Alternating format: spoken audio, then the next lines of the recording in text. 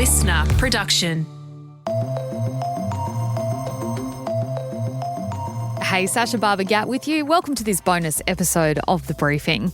Worried about losing their voices, we've actually been hearing quite a lot from kids today on the social media ban. Some can see the benefit. I do think that something did have to be done. Because it's going to affect lots of kids. Yeah, it might be good for me to have a little bit less screen time. Some say it has potential. I think it's a good idea in theory, but I don't think it'll do what they want it to do. I think it could have been 14 even. While others reckon it's completely the wrong approach. Probably negative. You know, you're missing out on a lot of things. Well, just staying connected with people, because on Snapchat, you just send each other snaps, or on TikTok, you send each other videos.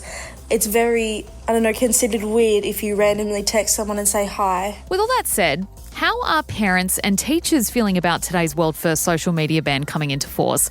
Dr. Ryan Stewart is a historian, high school teacher, and a dad to a 10 and 13-year-old, and he joins me now. Dr. Ryan Stewart, thanks so much for joining us on the briefing today. Would you say you're for or against this social media ban? I have mixed feelings about it. I think that they've gone a bit too high in terms of the age range, and that's something that I have heard discussed. 16, they're almost turning into young adults, so they're really in touch with the world. They're really in touch with what's going on. They're having, discussions that are probably verging upon young adulthood. So 16 is a bit high. My original thinking was perhaps 13 or 14 would have been a better cutoff point for those younger students, and they can grapple with what social media means and how to behave on there in an appropriate way. So my original thinking is that the age bracket is potentially a bit too high. Yeah, so why do you think that a social media ban would be beneficial for that younger group you're talking about? So let's just say 14 and under. Why do you think that would actually be a good thing? So what we're seeing much earlier engagement with social media from year 4 even, maybe even younger in some schools.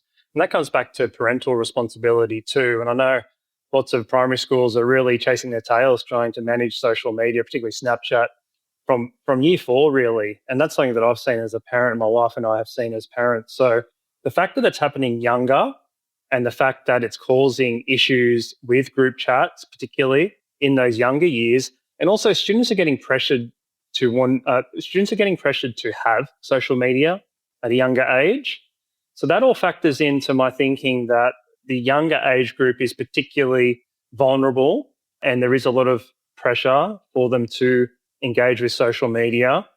And again, that does come back to parent responsibility. But from what I've seen over the last few years, I do believe that age group is where some of the, teething problems are happening with social media. And then that's obviously continuing on in a consequential way into the younger teenage years. You work across the spectrum in high school from year 7, so the youngest kids in school from about age 12 to, year 12, as old as 18. What are you hearing from the kids that are actually going to be impacted by this ban? How are they talking about it to each other? How are they talking about it to their teachers? What's the kind of overwhelming sort of response that you've seen so far? The salient issue is connections. They've all got group chats. If they've got social media, they've got group chats, okay?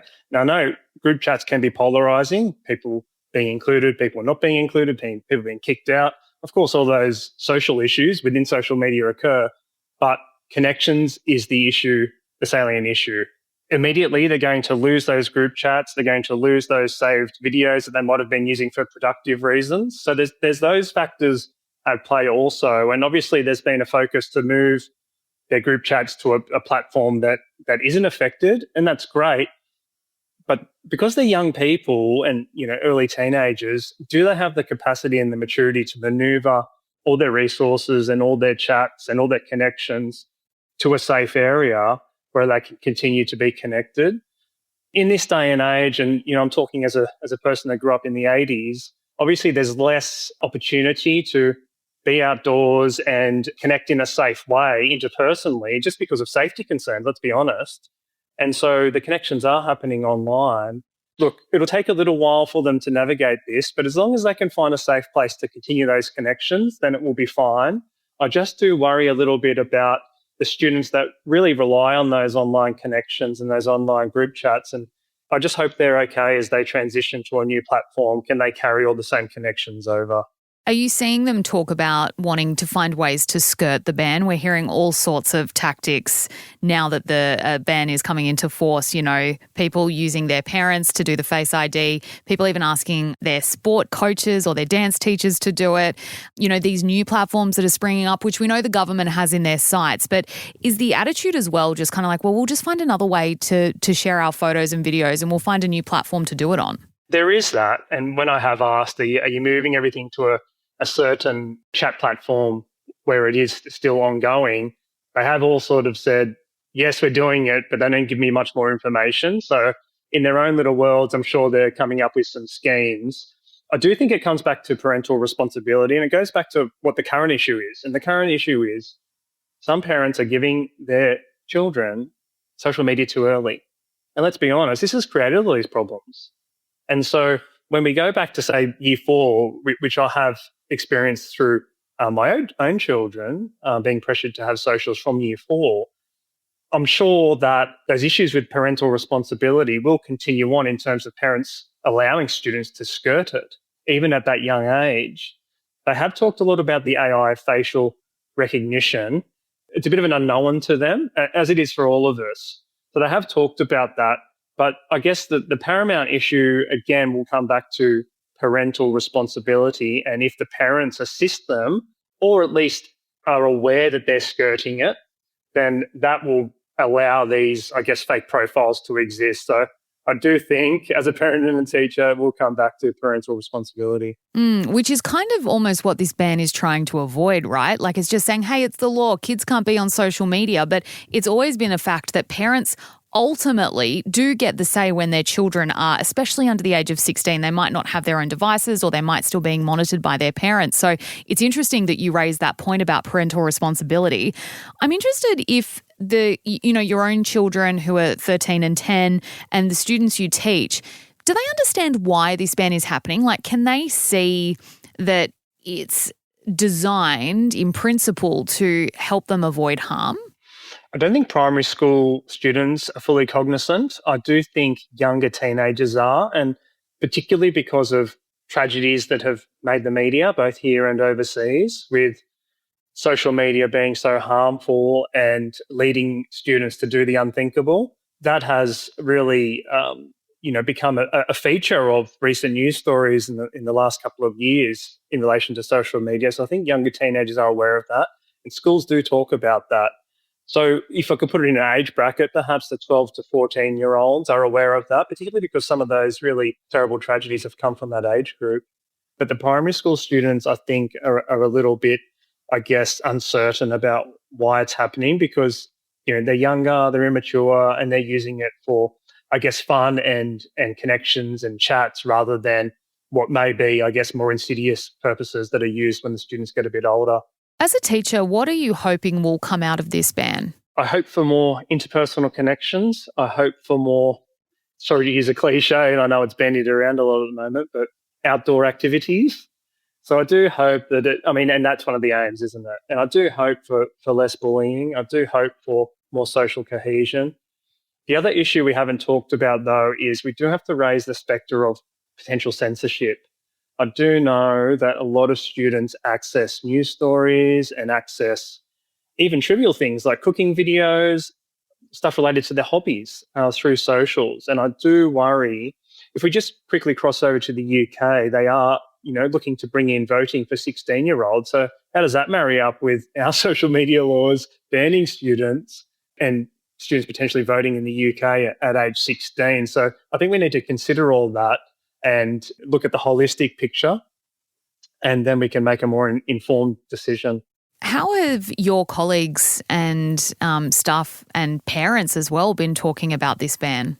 Look, it's a hot topic at the moment, particularly for those teachers who are also parents, because we're navigating social media at home and at school.